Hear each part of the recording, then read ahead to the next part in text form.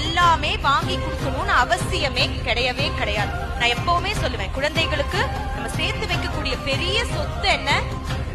படிப்பு. பிள்ளைகளுக்கு சொத்து சேர்த்து வைக்கலன்னு வருத்தமே படாதீங்க, படிப்பு கொடுக்க போதும். என்னைக்கு நான் என் பிள்ளைகளுக்கு சொத்து சேர்த்து வைக்கணும்னு நான் நினைக்கிறேனோ அந்த பிள்ளைங்க சொந்த காலில் நிக்காது.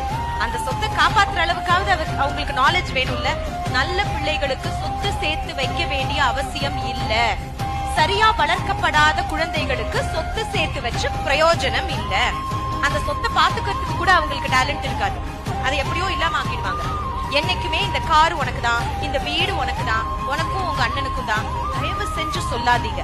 எதுவுமே உனக்கு கிடையாது, எல்லாமே அம்மாக்கு தான். அம்மா தான் இங்க இருக்க போறாங்க, உனக்கு ஒன்னும் கிடையாது, உனக்கு படிப்பு மட்டும் தான் கொடுப்பேன், கடைசி வரைக்கும் உனக்கு அதுதான் இருக்கும்னு சொல்லி வளங்க.